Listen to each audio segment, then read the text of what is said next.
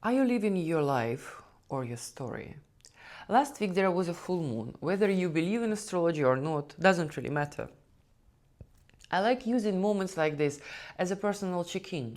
I ask myself one question: what is life trying to show me right now? Last week, the answer made me uncomfortable. Imagine meeting someone, you enjoy being around them. The conversation flows. You laugh, you feel calm. But instead of asking yourself, how do I feel when I'm with this person? Your mind starts asking completely different questions. What will people think? Or does this person feed the picture I've been carrying in my head for years? And that's when I realized something. I stopped looking at the person. I started comparing them to a story. Then another thought hit me.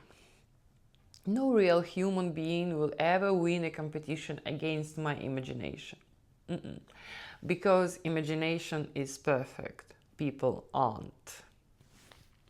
People are beautifully, wonderfully, inconveniently human. Maybe that's why we fall in love with our expectation and sometimes fail to notice a person standing right in front of us.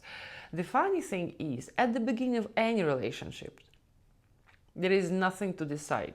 You don't need to predict the future. You don't need to decide whether this is the one.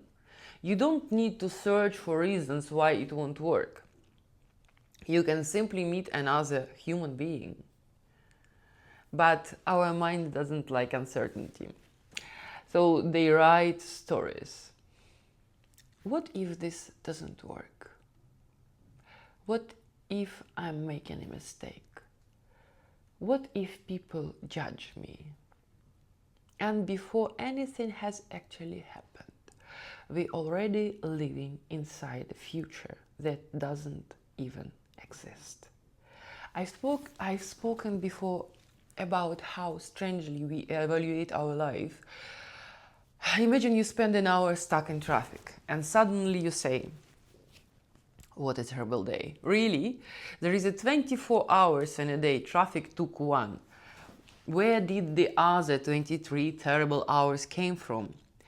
Or you have an amazing dinner, great food, great company, meaningful conversation, but the service was slow. So you leave saying that dinner wasn't that good. Was it really? Or did one imperfect moment erase everything else? We do this all the time. One mistake becomes the story of an entire career. One difficult conversation becomes the story of a relationship. One disappointment becomes the story of an entire life.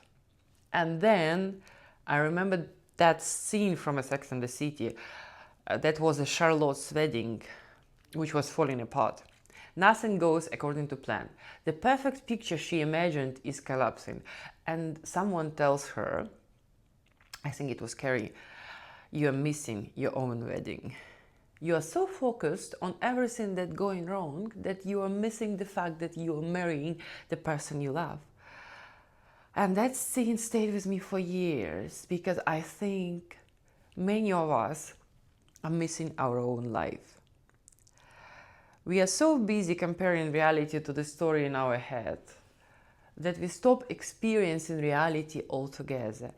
It's interesting that so many romantic movies tell exactly the same story, not about finding the perfect person, but about letting go of the idea of that perfect person. In The Hitch, everything works according to a formula until it doesn't. Real connection only begins when the script falls apart. In The Ugly Truth, Katrin Heigl's character has a checklist for the perfect man. She spends so much time looking for someone who matches this list that she almost misses the person who actually makes her happy. A while ago I came up with my own expression. I call it the Mismatch Trap. It's not a psychological term. It's simply my way of describing what happens when we become so attached to an idea of how life is supposed to look that we stop seeing the life that actually unfolding. For years I felt like I didn't fit the script I inherited. Then one day I realized something even more uncomfortable. I had escaped someone else's script only to create a new one of my own. Now I had my own expectations. What love should look like, what success should look like, what happiness should look like, who I should become. Instead of asking, am I happy?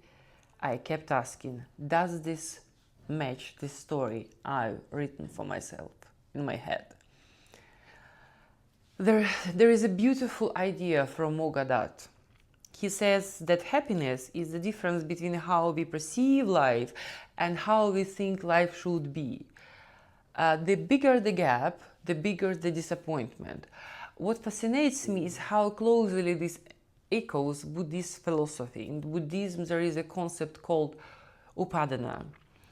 It's often translated simply as attachment, but it's more accurately understood as clinging.